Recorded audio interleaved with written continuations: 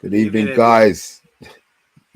It's me, Buffering Jacks, back in the house. If the internet does kick in, boy, I got issues with Virgin, man. I wish I never bloody changed now, but look, it is what it is. Guys, it's the agenda.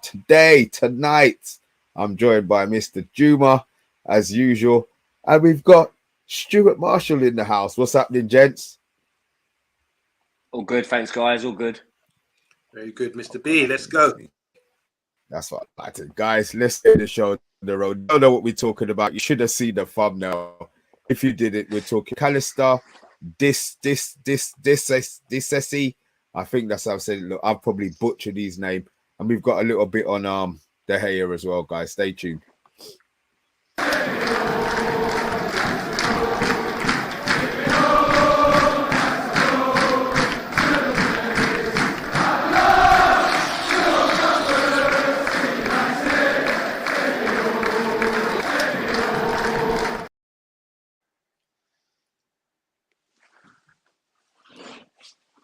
In the house, Rebel, we see you, man, and yeah, we will have a chat about that. Fahrenheit. I did see the video that you sent me. Mad Devil Neil, welcome to the madness, my friend.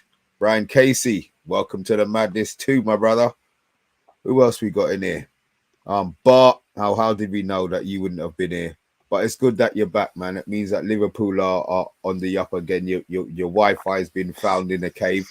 Ed Mayhem, what's happening, man? Mr. Bullock, that's Vincent Bullock, not Bullock. Bullock, what's happening, my friend? I hope all's well. I hope all's well's in the house. I know there's going to be a few of you going to the game on Thursday.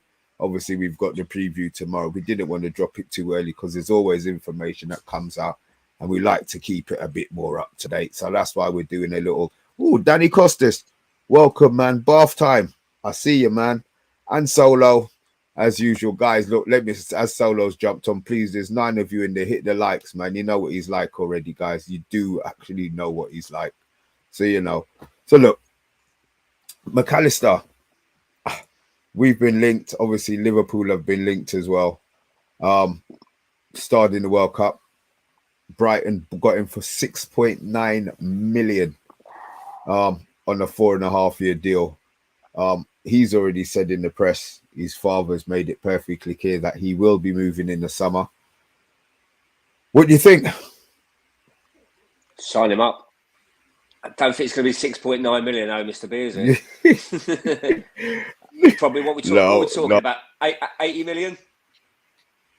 Do you I don't think it's going to be that high. I don't think Brighton can sell a player for him. No, it can't be that high, can it? On Monday, what you thinking, guys in the chat? What sort of price? What sort of price do you think we're talking? First of all, I know I'm outnumbered here, but I don't think he's worth signing. I don't think he's good enough to play for Manchester United Football Club. From what I've seen, I don't watch Brighton every week.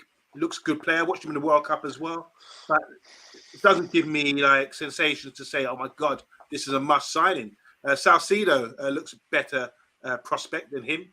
He's 24 years old. He's come from Argentina Juniors, Maradona's old club. His dad was an ex-footballer as well. And with a name like McAllister, you expect him to be Scottish or something, but he's Argentinian. It's crazy, isn't it? You get a name like that. And he's very, he's got a Scottish genes as well, because he's very light-skinned. He's got the pale skin and everything. But yeah, good player. But if we're talking about signing for Man United, let me just name, we've got Ericsson. We've got Casemiro, okay? And then beyond that, we've got Sabitzer, who's shown bits and bobs this season, who I think is a better player than what McAllister shows at the moment. Similar, but a better player. And then we've got Fred and McTominay, and we've got youngsters coming through. Now, I don't want to stifle the youth, the progress of these youngsters coming through. We've been linked with Ryan Gravenberch, who was at Ajax since he was 16 years old, playing first-team football, and he played like 3 years first-team football, and he got signed for Bayern Munich. Hasn't had any joy there, but he looked like a good prospect. I would expect him to fill out a bit because he's a bit wiry and slim to play in the Premiership, but he looked like a good prospect. He was played. I think he's on the same level as Iqbal and Kobe as well. So I want to see youngsters being developed, not buying these players who I've got question marks about based on, look, he's off the ball movement's good. He's got good IQ, McAllister. He's a good Premiership player, but I'm not seeing anything outstanding. I don't see his dribbles, his take-ons. I don't see him tackling's got out of the game, in my opinion, anyway. But he's intelligent with his movement and that kind of thing. but I don't see him as a top four, a championship winning side team, even though he's won the World Cup and he was a key player in that World Cup in the midfield three. For me, I need to see more, but at this moment, I'm like, no. I know, Stuart, you said yes. Do you want to give me an argument to say why you think he will? I wouldn't say an argument, OMONDI, but he's a very, very good player. Very good player. If it looks like McTominay's definitely going to be leaving in the summer. I think more yes than no. I wouldn't say he's an outstanding player. I mean, your argument is totally right. I totally get what you're saying, OMONDI. But if he's for sale, he's going to be leaving Brighton 100%. So I would break their arms off to get McAllister in. He's Argentinian. We know what the Argentinians are like. We know what Lisandro Martinez is like.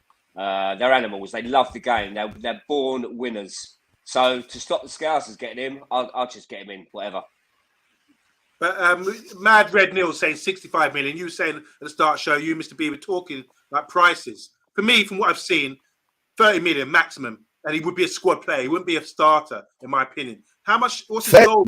Assists? You don't get much for 30 million on Monday. Let's be honest. That's certainly true. He scored eight goals. Eight goals in. Just quickly. 8 goals in the Premier scored this season so far. Just quickly, guys. Sorry, if McTominay's being rated at 50 million for United, then there's no way McAllister's going to be cheaper than McTominay. Surely. I think McTominay's proven. We've got him already at the club. He's known to the club. He's from Manchester. He's grown up through the academy. I don't think McAllister's better than McTominay. I don't see where's the evidence to say that McAllister's better. Sorry, I nearly gulped there when Mr. B said he scored 8 goals this season. That is a good output for a midfielder. So maybe my arguments get slapped down right now. But 8 goals is good for most certainly. But I just don't think he's better than McTominay. I think McTominay is someone who's got heart and soul for Man United, came through the ranks. We need to keep guys like that at the club, not shut them off, because they will be given 100% elsewhere. I have to disagree there. Sorry, OMONDI. McAllister. Are you defending McTominay at the moment?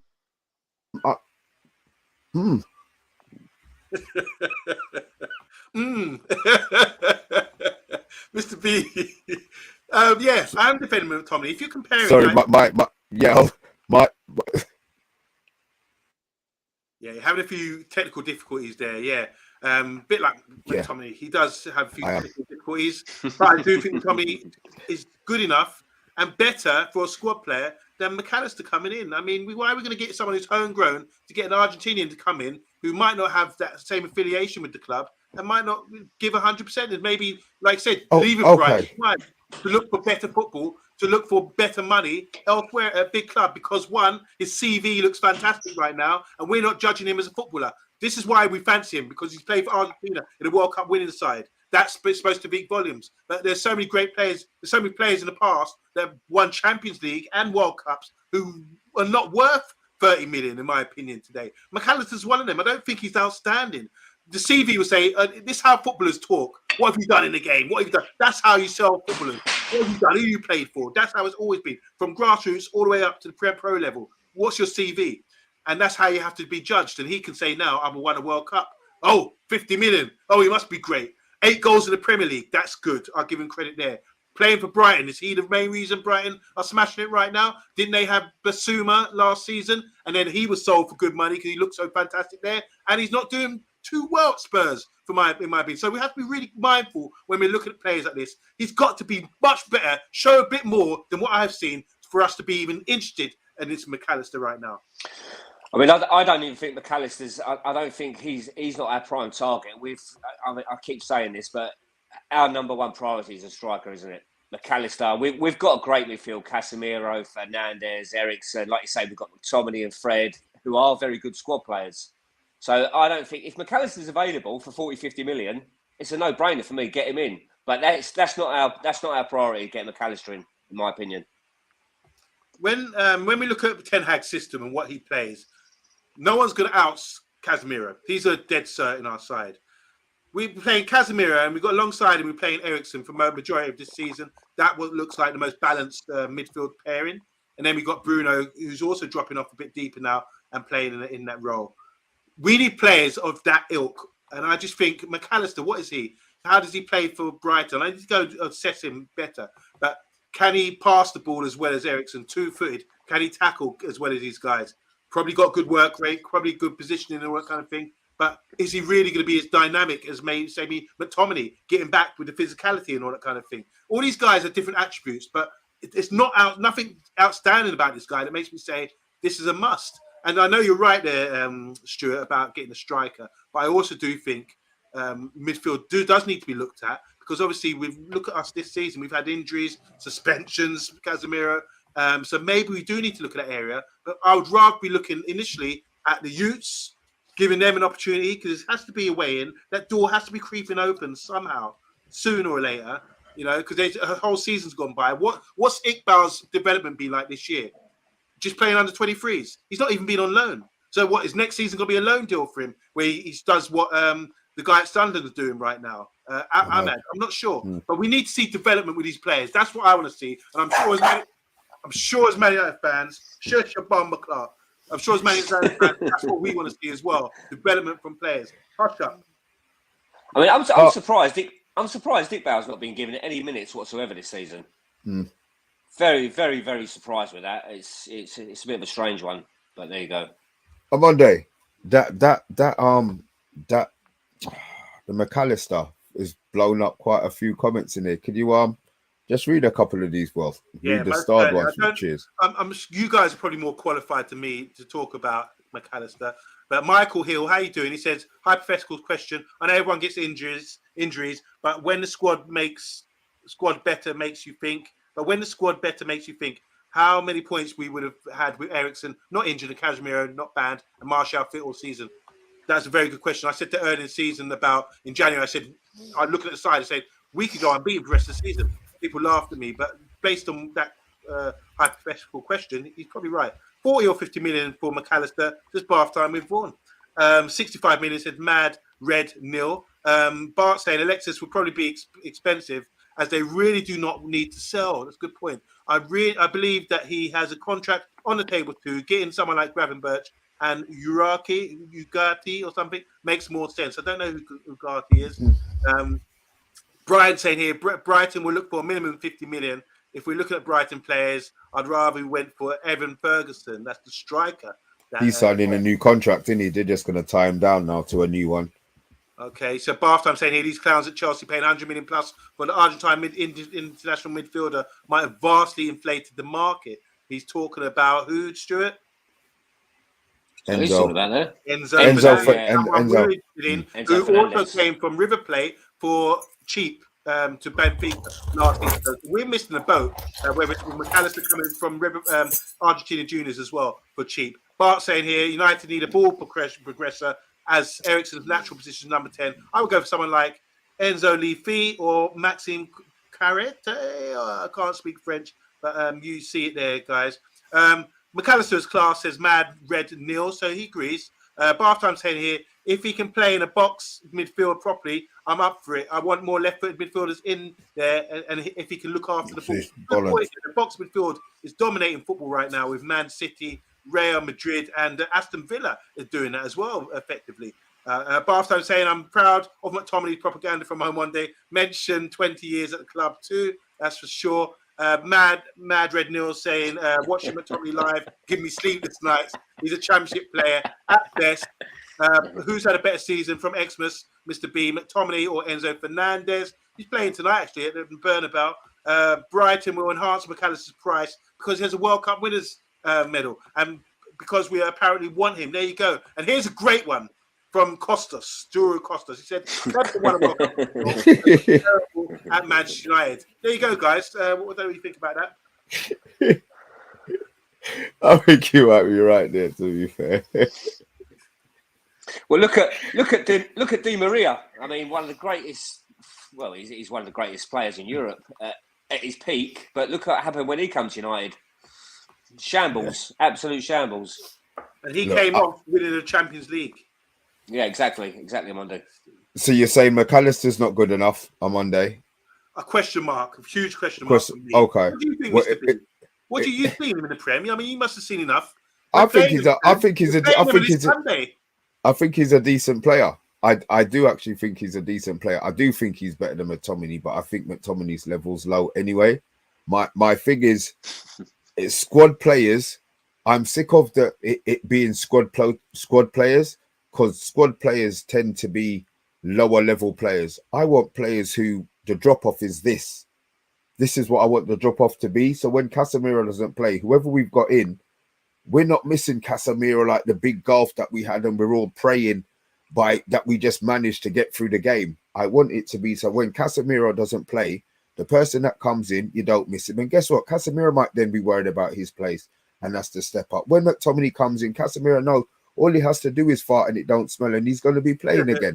You know what I mean? It's because it's a good job that he's you know, these players have got that internal desire to want to perform, because some of these players will just be walking in because the players that they're passing are no good. Great point though. The box midfield, Bartham was saying earlier about that. That's something we also need to sort of look at if we are getting midfielders, and you have to be a certain type of player, like with good ball retention, and to play this sort of position. We're seeing, look at John Stones at the moment, playing for Manchester City in midfield. If you look at his numbers and stats in that position, he's up there. I mean, would you have John Stones over McTominay, say, in midfield for us? I would now. Yeah, I hear that.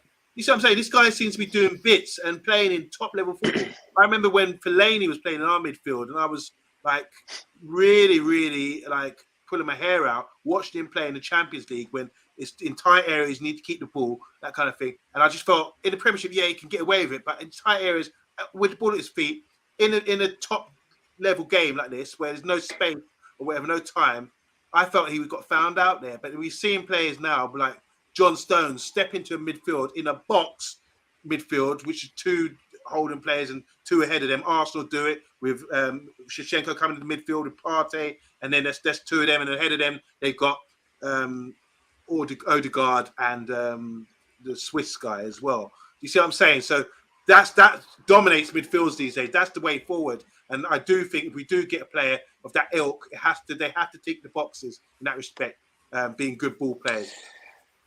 You've also got to remember, guys, it all depends what goes on with the takeover as well, doesn't it? A lot hangs on this at the moment. Well, does it really? Does it really go because we spend money, even with the Glazers there? Yeah, but I mean, I think now there is. I understand what Stuart's saying, that there seems to be an issue in regards to everybody's expecting like a 300 million. I'll be honest, if we get the players that he wants, a striker, the central midfielder, it might be two centre-backs, it might be two strikers, or whatever position he wants, I don't care if we don't spend the 500 million. Just get him the players that he wants. The Glazers are playing silly. I don't even want to cuss. I'm not going to cuss up the place because Reb will be sitting there grinning. They're trying to push, in my opinion, they're trying to push the price up. I think they will bugger off. The only thing is it's when they bugger off. I think that's going to be the biggest issue. If it's too late, does it mess up the transfer budget? Well, surely these deals are trying. Look, we're hearing in the press every week that things are this agent's being spoke to, that agent's being spoken to. So regardless of the money, I'm sure that deals are in place so that if it happens, then they can go and get this person. If it doesn't, there has to be two plans in place. And I'm going to assume that the main players, whether it's Osimhen, whether it's Harry Kane, the number one and the number two targets, those are the ones who the priority signings are. Listen, I'm living in dream world. I'm forever the optimist. Maybe it's going to be nothing like that, and we're going to be in a complete bag of shit. But that's what I'm hoping, and that's what I'm feeling. You know what I mean? We've been linked with another player again. What's his bloody name gone?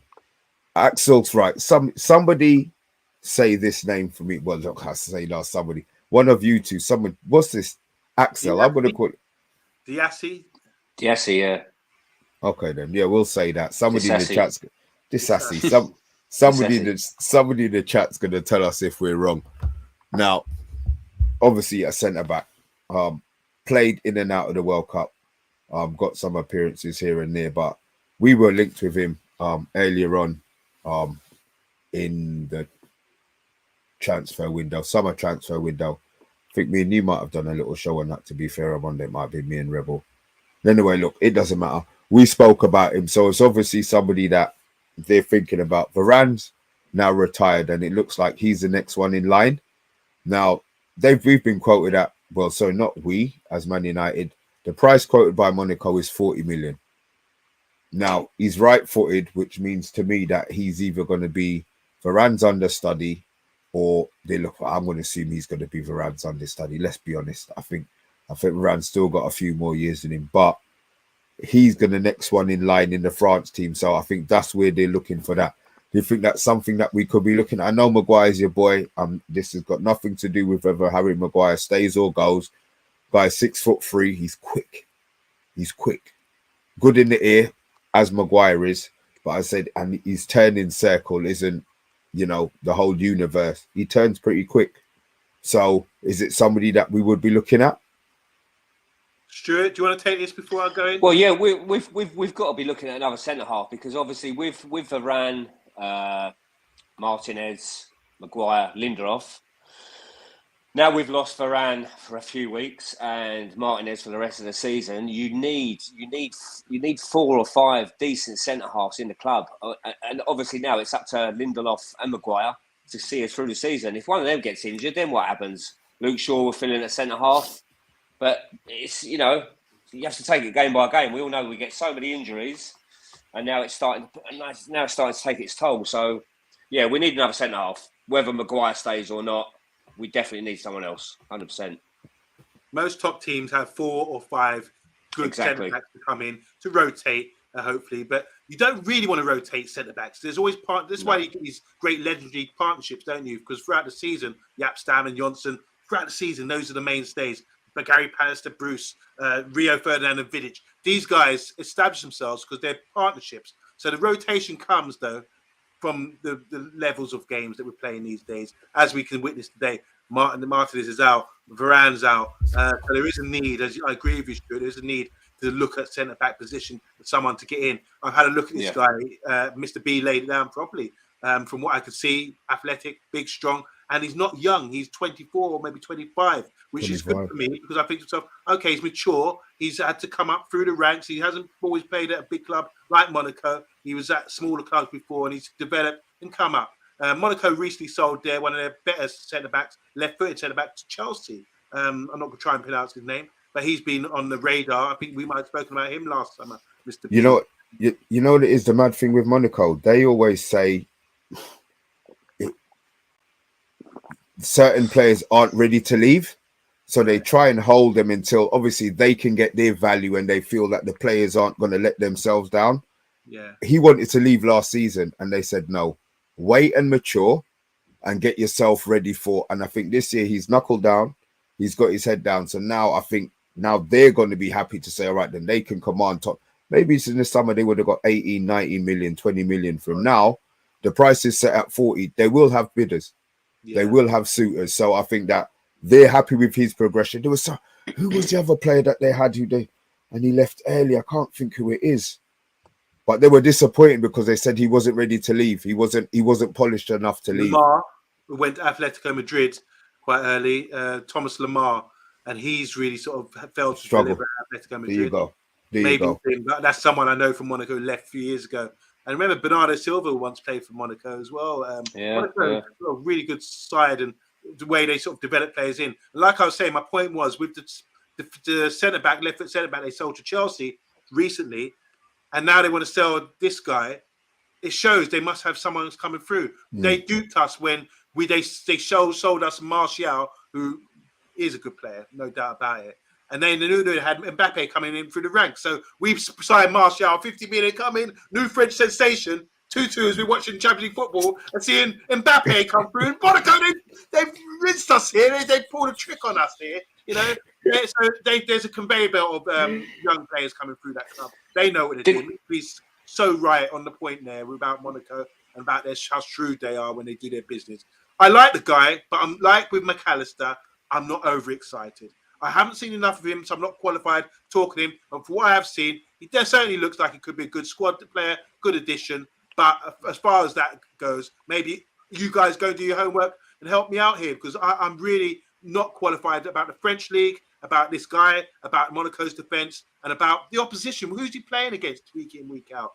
To really sort of step up. I have to say it now. I thought it was a myth before, but now I do think there is a step up from other leagues into the Premiership. Whether even Spanish league, you still have to have that physicality. Pau Torres is a great Spanish player for Villarreal, but there's a question mark: would he be able to step up for the Premiership and deliver? You know, you seem to have certain attributes to really be good in the Prem, and I just don't know. So this is why we have to be a bit more cautious when we're judging guys.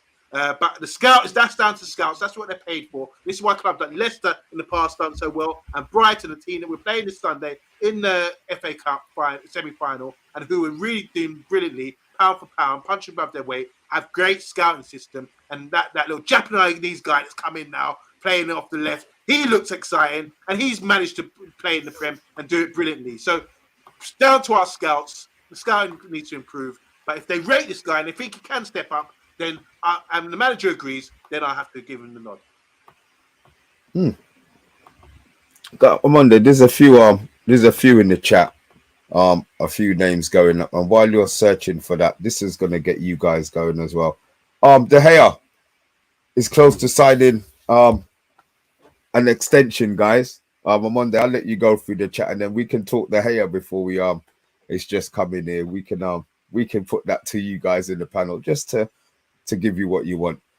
I want to say big up to Michael Hill, obviously a boxing fan. He says, talking about Disasi, that's, we know his name is, good in the air and doesn't move like Joe Joyce, which means like a slow robotic Frankenstein. Joe Joyce got a bad eye the other day, he stopped. Really disappointed. But yeah, that's a great assessment. Here we go. Here's one we were going mad about in last summer. Mad Red Neil says, go and get Timber from Ajax. Bart saying here, Evan Ndeki is a free transfer this summer. Get a left-footed centre-back from Villa. We all know who he's talking about, Tyrone Mings. Harry Mings, that's from Bartholomew Vaughan, who's usually not wrong when it comes to observations on players. Michael Hill saying here, Liverpool sniffing around Timber and Gravenberch. Klopp getting worried about Eric and trying to sign the Dutch squad before us. A couple more here. Talking about Greenwood off to Milan. Not sure if he can get a price. Big up from our man Moss across the pond. Talk Sports, go check them out. He says Omondi and Mr. B. Don't forget Stuart. Of course, cannot forget Stuart, who's with us today. We've got Paul Tierney in the house saying, I do like Disasi, whatever his name is. We need a 10, and Gabriel Vega from Celta Vigo looks ideal. Brian Casey saying here, I just hope we don't go another summer of will we or won't he, like the saga with De Jong last season. Bartholome saying, I think they had Mbappe, Fabinho, Moutinho, Benjamin Mendy and Bernardo Silva when they got to the semi-finals of the Champions League. That was a great side, knocked out City as well. Across the pond saying Greenwood to Milan and a new striker. Who you guys wanted? Stupid Harry Kane or what? And a couple more here. Brian and Michael saying, I believe Fernandez doing well at Preston. He's the left back. He is actually doing great. And Diallo at Sunderland, learned starting well, but it's dropped off a bit. So there we go. That's the loan report. And last one from me before we go into the game is Bartholomew saying, I'm over the moon. We get another 4 years of the game. It's fantastic to me. What a fantastic move from United. Don't know if he's being sarcastic there. And Bart saying, the game has been great for the club and a good backup. There's names there that he's talking about, all upgrades. Bart's done his research. He's playing Championship Manager or something. I don't recognise these guys. Well, look, I'll put it out there. I'm glad De Gea's staying. I hope he's on a reduction of wages because there's no way he was no goalie's worth what they paid him. We know it was Edward would do with his madness. Let's hope he's on a reasonable goalie amount. I don't know what a reasonable goalie amount is, but we know what he was on. So if he's on, if he's going to take 200 grand, fair play to him. I don't want it to be the 250s, and I definitely don't want it to be in the threes. But the fact that he's signing, the fact that Ten Hag is keeping him, I don't know if it's. I think that's one of the lesser positions maybe that he needs to fill. And to be fair, if we do get a windfall in the summer, you never know. He could go out there and buy a goalie and then leave him as playing number 2. Would that help the wage bill at the club? Probably not, to be fair, to have one goalie on that. But Henderson's going to be gone. He's on 125, so he's definitely out the door. So we do need somebody to replace him, because Butland's come in. What's he played? Half a game? I think he's played half a game, 1 game, and Heaton's played 1 or 2. So obviously the goalies that he's got there, he doesn't trust, because De Gea plays every single game, even the meaningless ones. De Gea still plays. So are we keeping De Gea? Are we happy with De Gea? Oh yes, 100%. Oh, that was quick. Was that it? No, he's been in what? How long's he been here? 10 years? 2012, maybe. 2012. Yeah, nearly 10 years. He's been a fantastic servant, and in my opinion, he's still one of the greatest shot stoppers. Not just European football, in world football. Great shot stopper. I know his kicking, his attributes have not been the best, but I think in the last few games I've noticed his kicking and his distribution for building up at the back has been a lot better. So yeah, I'll be chuffed if he stays. But we still need who's at the door? We still need another goalkeeper. I still don't get why we signed Buckland, why we got Dubravka, because neither of them have played. Dubravka's gone back to Newcastle, but Buckland's not even played. He plays Heaton in the League Cup, didn't he? Yeah. So yeah. Strange. It's very strange. OMONDI, come on, talk to me. Come on, end the show happily. We happy with I'm that? just going to bounce off what people are saying in the comments. So Bart saying here, the modern day keeper needs to be able to ping the ball at will and will be comfortable with the ball in speed, apart from shot stopping skills. I know Mossy is talking about Jonathan David from Lille as a striker, but we're talking about De Gea at the moment. But that's a good shout. Only De Gea can bring that excitement from building up from the back, says Bath Time before. And once again, he's being sarcastic. But yeah, that's an issue, I do believe. And I don't think we should be handing out contracts until we know for sure. Big save, Dave, has been very important for us this season, says across the pond, Moss. Big 100% De Gea, says Glenn Allen. Here we go. So Bath Time saying his command of the box is unmatched by anyone in the league. And despite having an average shot stopping stat for 3 years, he's been a world-class shot stopper. I don't believe his command of the box is that great, actually, to be honest. No, neither do I. Longest player in the team after Phil Jones. He's got a chat. Has De Gea got a Premiership winning medal? He has, hasn't he? Then he got one with Alex. Yeah. So Colin's saying here, what's with De Gea hate? I do not understand it. He's been the Golden Glove Award again this season. Everyone wants him out. He's playing out from the back. Isn't as good as some others. That's from Colin, who's a goalkeeper coach. My point on David De Gea is there's still question marks. He's had a whole season under Ten Hag, and I still think there's question marks. But if Ten Hag's going to give him a new contract, then he must be winning them over somehow, Because I think, for one, he's not even considered for Spain anymore. And we're talking about why Butland's in at the club. What's the point of these guys? Because all top clubs, whether international or any club, you need to have 3 goalkeepers just in case. That's simple as that, just in case. You can't get to the point where Rio Ferdinand or Wayne Rooney stepping in for goal. Or like Neil Warnock, where he's not even putting a goalkeeper on the subs bench, we're not at that stage anymore. You have to have the goalkeepers in. And I just think for free, you're telling me David Gea is not one of the 3 top goalkeepers of Spain. You've got 2 guys in play for Brighton and for Brentford who are ahead of him right now. What is it about these guys that make them better, according to Lewis? Well, it must be more qualified than us. He must have had a falling out with the Spain manager, because that Kepa, the Chelsea keeper, I don't rate him whatsoever. No one, even a Chelsea fan, cannot tell me that Kepa's better than David De Gea. Surely not.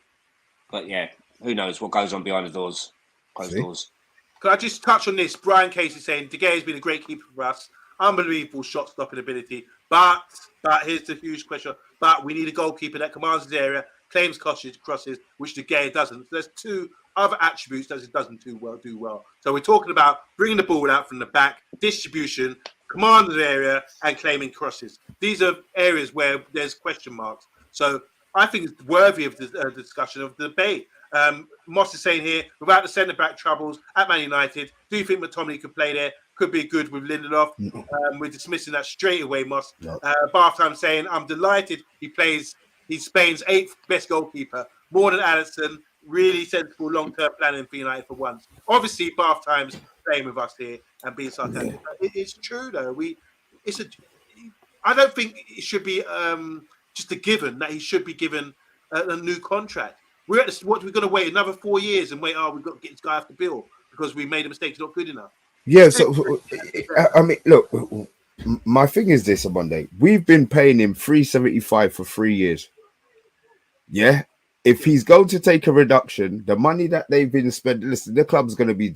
I don't know how they do their finance and they jiggle jaggle thing. We're saving money on him. There's no way he's getting paid 375 grand.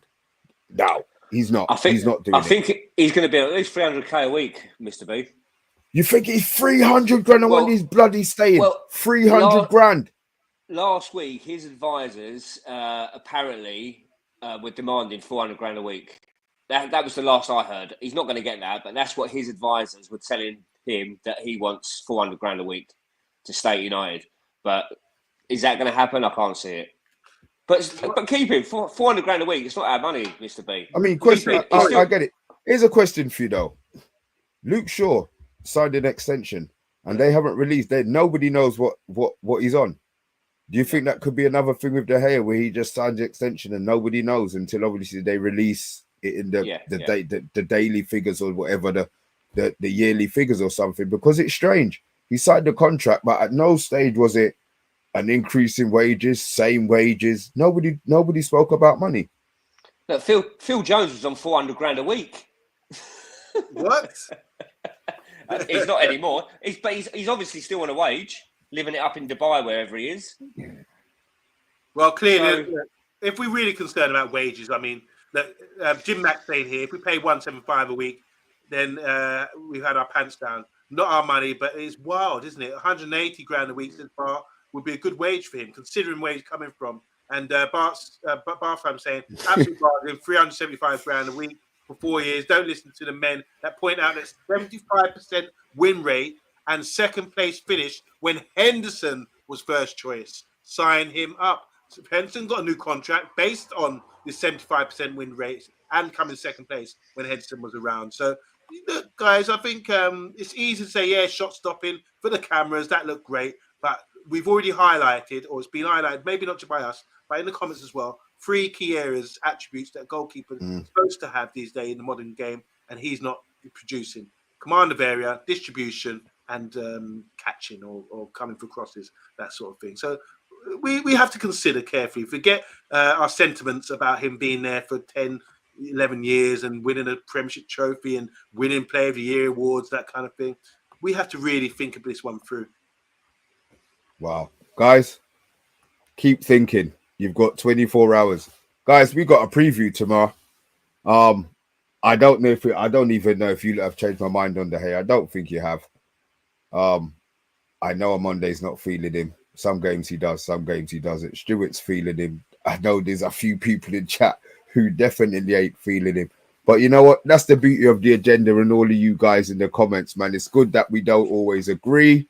It's good that we disagree. It's good that we've got a lot of sarcasm, bath time in there as well, and a lot of real seriousness, Colm.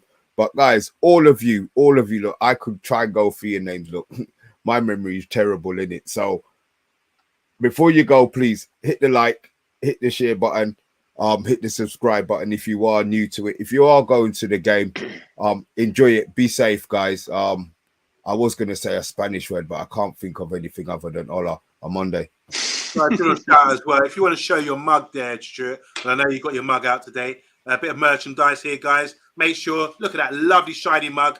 Look what you could have won. You got Casemiro on the side, and you can choose your choice of player. If you go to the website, the merchandise website for Man United Agenda, there you go. Lovely £10 mugs going right now, aren't they, Glenn? So bargains. Purchase them. And when you do purchase them, guys, send us a picture of you holding your mug and show us which player you chose.